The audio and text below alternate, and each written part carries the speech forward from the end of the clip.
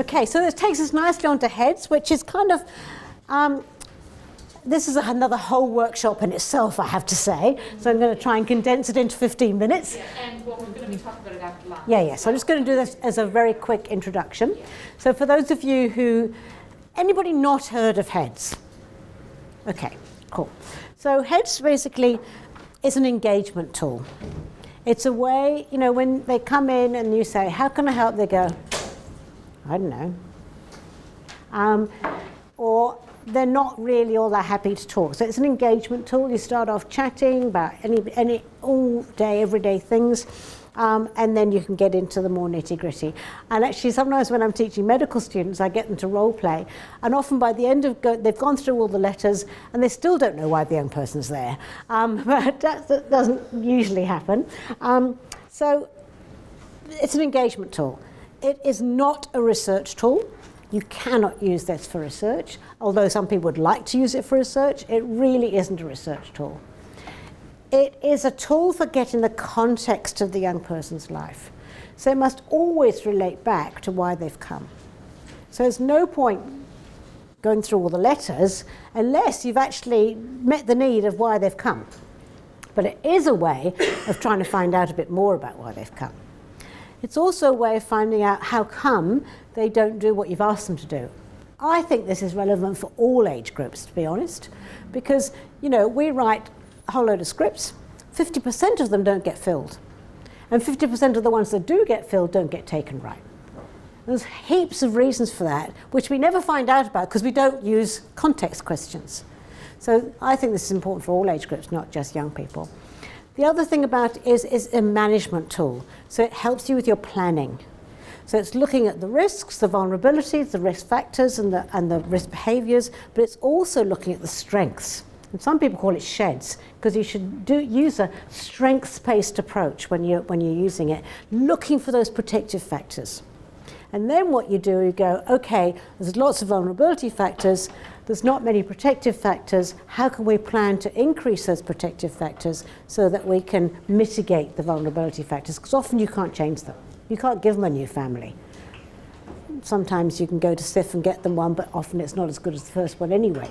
So, you know, there's kind of, you've got to do that balancing and get those protective factors in. And that's why youth workers are so important. And really, I encourage all GPs and practice nurses to look for the local youth workers in your area, engage them. I would love to see a youth worker with every practice, because they do a lot of the work the counsellors can't do, or they're not allowed to do because you can only have 6 things, and they go on and journey with the young person as they develop. Often people say to me, what do you do at 198? And I say, well, 298 now, after the earthquakes. We engage young people, we hold them while their brain develops, and then we let them go. And all of us can do that, you know? And often we run a HEADDS, the collaborative runs a HEADDS every year. And one year we had this scenario, and we gave it to different tables like you, and it was all about Jack and what you would do for Jack. You had heaps of vulnerability factors, and everybody came up with some great things. And then we got a group of young people to critique them, and they fed back to the delegates at the end of the day. And they were actually really impressed. They said, wow, you know, you guys have come up with some really good things, and we're really impressed. But you know what? You didn't need to do half of that. All you need to do is believe in us. We just want one adult to believe that we can do it. Brilliant. And we can all do that. So HEADDS is a way of finding out a bit more. So the letters go according to the mnemonic, but actually you never use it in that order. And really you can do HEADDS in 5 minutes, and people don't believe me, but hopefully maybe Sean and I can demonstrate that later on. But you can, because you relate everything back to the presenting complaint. So how do you relate back asking about sex to somebody who's come for an asthma inhaler? Asthma inhaler. Because that's the biggest complaint I get. Why do doctors and nurses always want to know whether I've had sex or not? Nosy old perverts. You can say it's one of your routine questions, like we need to ask each time you come in, like, do you smoke, do you drink? Yeah. Yeah, you can do it like that, absolutely. Why do you want to know if they're sexually active? Are you just being a nosy old pervert? Why do you want to know? Yeah, you want to know because then you can do an STI check, or you can talk about contraception, or you can talk about who they have sex with if they're worried about it. Yeah? So that's how I introduce it. I find it so much easier to say why I'm asking. So I often say, while you're here for your asthma inhaler, would you like to talk about who you have sex with, whether you'd like to have a checkup for infections, or whether you'd like to talk about contraception, or just talk about whether you want to have sex or not.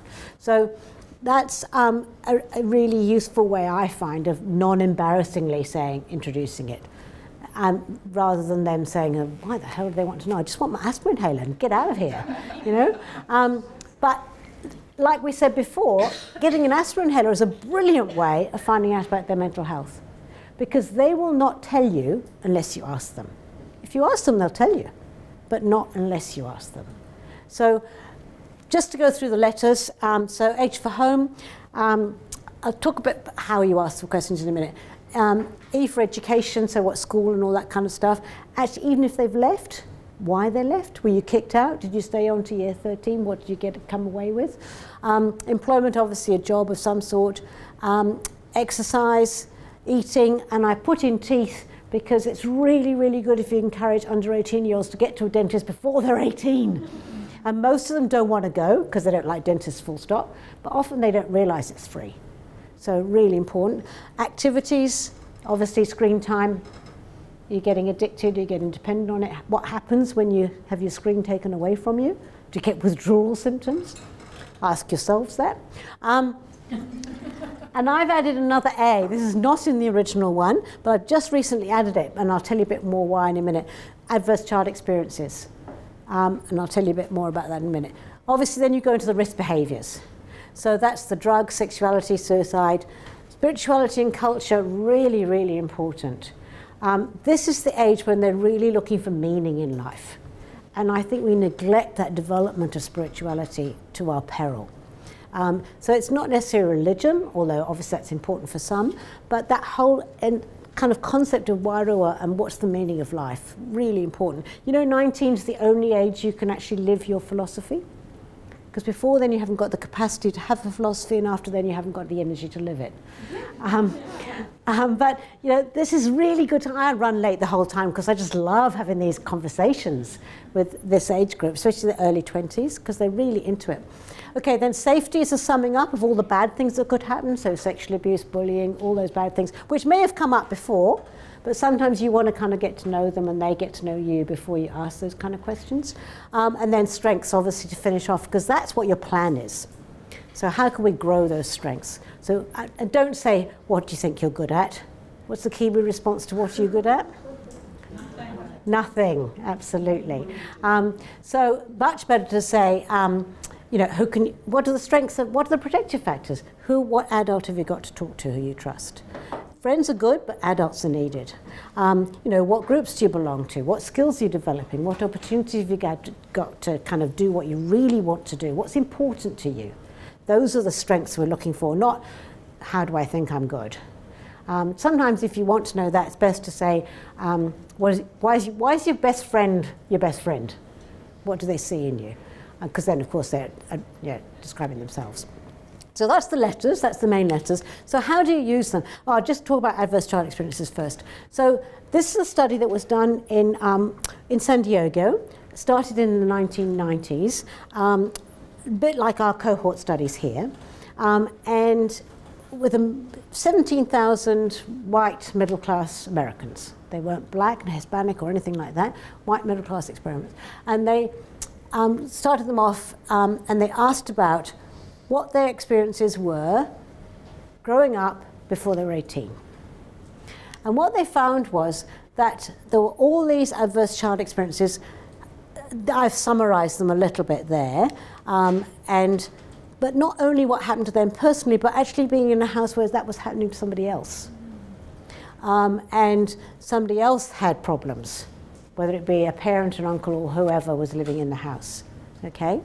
And then, what do you think, what proportion of adults in that cohort do you think had no adverse child experiences? Well, actually, your cynicism is probably about right in a way, but actually what they found was a third. Remember, these were white middle-class Americans. About a third had no adverse child experiences.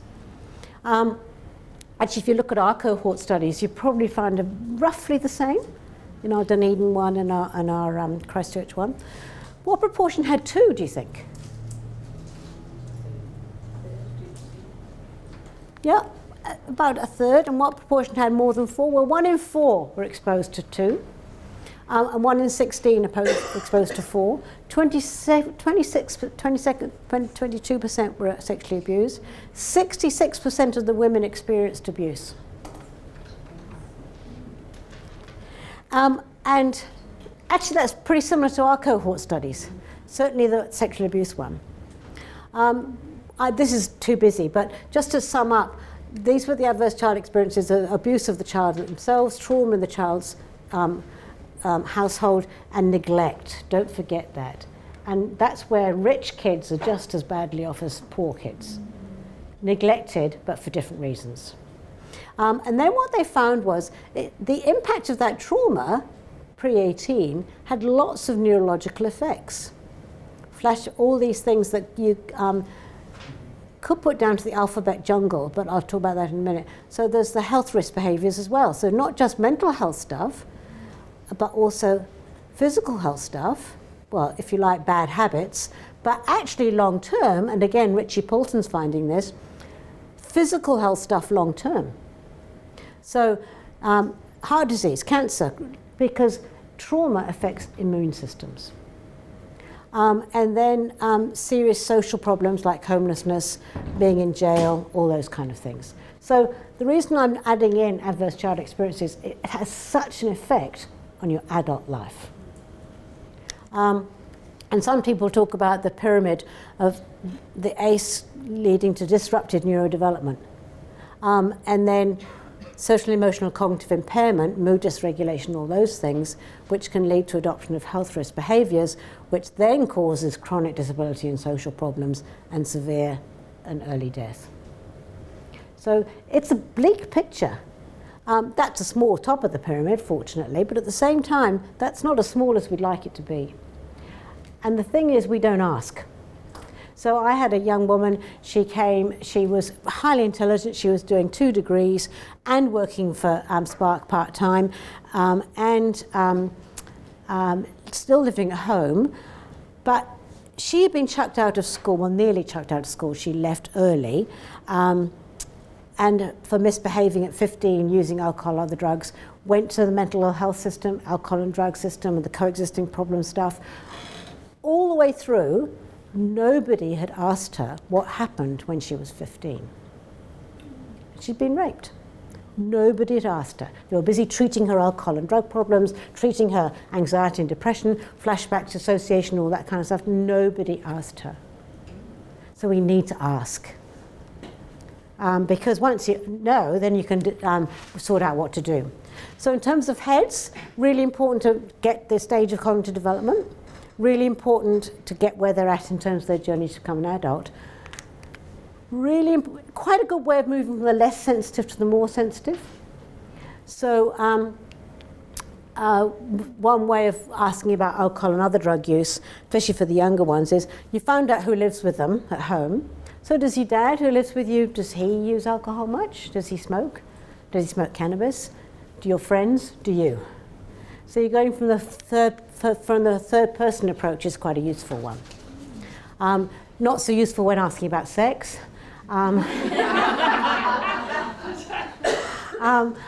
the while you're here approach is quite good for that one. Or sometimes if they're really young, I say, have you had sex education at school? What did you think of it? And then avoid dunno. I've given you a clue there. How do you avoid dunno? Why do people say dunno? You haven't asked the question. You haven't asked the question properly? Closed-ended question. Well, really interesting. Actually, I find closed questions a really good approach at the beginning, because if you really don't know the answer, actually being able to say yes or no increases your confidence. And then you can move into more open ones. But if you want to get information, you will always get a yes or no to ask closed-ended. Sure. In fact, if we had time, we played the game where you're not allowed to answer yes, no, or no. So yes, you need a mixture. Yeah? They don't understand what you're looking for. Really don't understand. So, you know, if somebody said to me, what's home like? I think I'd say, dunno. What do you want to know? I don't know. Do you want to know if it's got a brown front door, or who lives there, or how we get on? What do you want to know? Because you haven't asked, you just said what it's like. So, yep. Sometimes they may say that when they do have an answer, but it's that they may be embarrassed or worried about what the consequence of telling you is. Absolutely, yep. Or you're such a boring old fart, why would I want to start? Because you wouldn't understand anyway. Well, they haven't built up the trust. Haven't built up the trust, yep. Don't trust you, I'm not going to tell you. Sometimes you've asked 3 questions in one. Have you noticed how we do that really well? Yeah, I don't know which one you want me to answer. We train our adult patients, don't we? We train them to know what we want them to tell them. But these guys don't know what you want to know. So you've got to be much more explicit. So the way I find to decrease the amount of dunno is to actually ask them for a description rather than opinion. Often a reason they say dunno is, I've got 3 answers to that question. I don't know which one you want. So rather than saying, what's home like, who lives with you at home? Because everybody can give a description. And that avoids your yes-no as well. So frame your questions that demands a description for an answer rather than an opinion. Okay, so rather than saying what's school like, you go, what class are you in, what year are you in, what subjects do you do, how many credits have you got, who's your best teacher, what subjects do you enjoy, those kind of things. Much, much better. I had one young woman once, sometimes it's good to acknowledge the emotion. So she was saying no to every single question. I thought, oh dear. So I just said, you don't want to be here, do you? And she said, nah. So I said, where would you rather be? She said, Macca's, I'm starving. So I said, oh, okay, well, I haven't had lunch either. Maybe you can go, don't worry, you don't have to be here. You know, you came here for help, that's fine, but you don't have to be here. Why don't you go to Macca's? She said, while you're there, I haven't had lunch either. Would you like to give me some chips? And I gave her $1. But she was there with her friend. And I didn't realize her friend actually had an appointment with me later on in the afternoon. I didn't realize that. Anyway, the friend came back with the chips. And so I offered one to her and she said, oh yeah, wouldn't mind. Turned out she had anorexia and hadn't eaten for 3 days. It was the first thing she'd had. Doesn't always work that way. But acknowledging the emotion, really important. You know, I notice you're saying no to a lot. You don't really want to be here, or I'm just wondering how come. And I find I'm just wondering is a great way of asking questions. And rather than saying why, how come? Much, much better, because nobody can answer why. How come's very similar, but it's more of an action thing. So those are a thing to do. And obviously the most important is be keen to get to know them.